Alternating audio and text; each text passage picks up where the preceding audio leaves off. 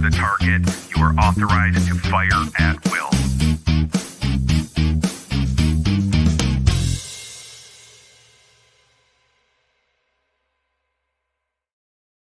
So I want you to pay very close attention here because in my mind this is incredibly important.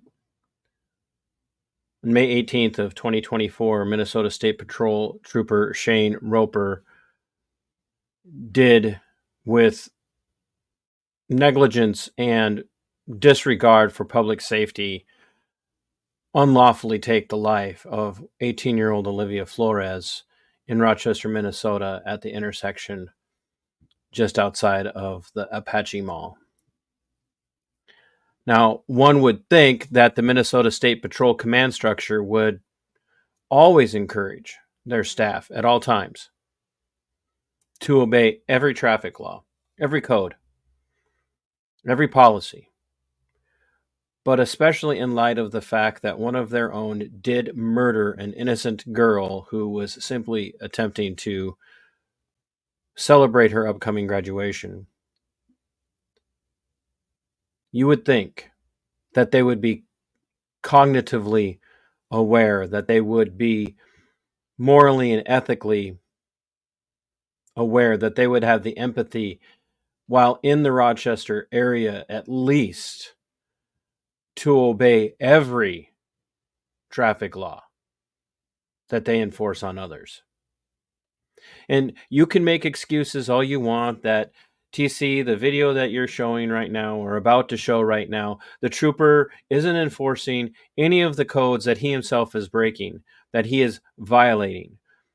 But the issue is not whether or not he's enforcing them. The issue is that he is not leading by example.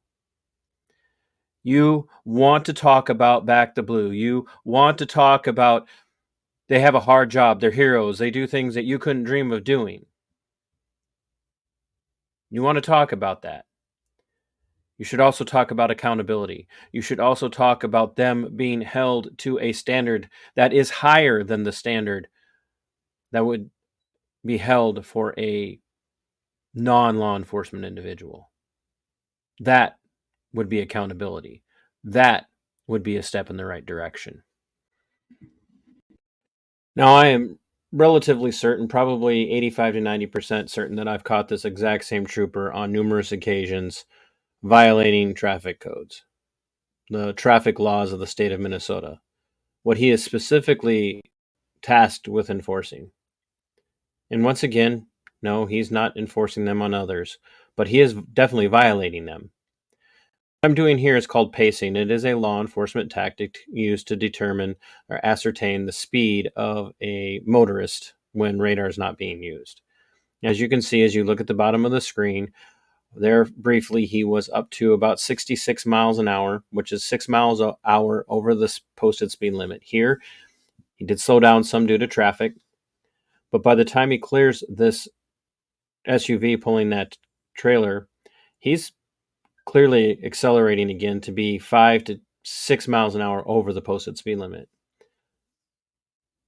There again, you're going to say, what's the big deal? Everybody else is driving that fast and he's not doing anything. And I'll just say again, what's the point of having law enforcement if you're going to allow law enforcement to break the rules that they enforce? Especially in light of the fact that it was one of their own who willfully drove like an ass and slaughtered a young woman and could have killed even more. Not to mention the fact that it was the fourth or fifth time that day where he had been driving like an ass. He just happened to not kill anybody those previous times. That day wasn't even his only day. And if you note there, he didn't begin to signal until he was already in the middle of making his lane change. Now, he accelerates to well over 10 miles an hour over the posted speed limit. Clearly not running code, clearly not responding to an emergency, clearly was making a lane change initially without signaling until he caught it at the last second. When I first observed him, he was staring at his computer screen. And as you can see, he continues to pull away, which means he's doing well over 10 miles an hour over the posted speed limit. In neck of the woods where his fellow trooper, one of his beloved Back the Blue Line hero fellow troopers, murdered Olivia Flores in the exact same area. There's no cause for this, folks. There's no justification for this. There's no way to support them acting like they're above the law, even if they're not imposing that on others.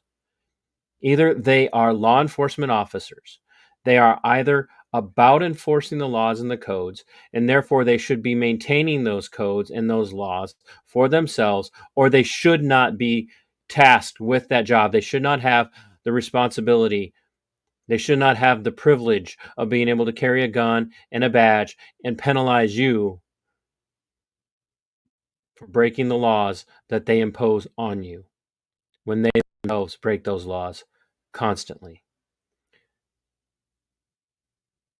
This, folks, is why they can't be trusted. Sic semper. Tyrannus. We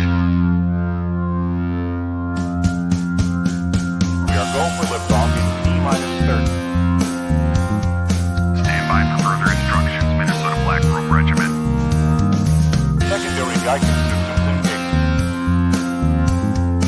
Minnesota Black Robe Regiment, it will be on my mark.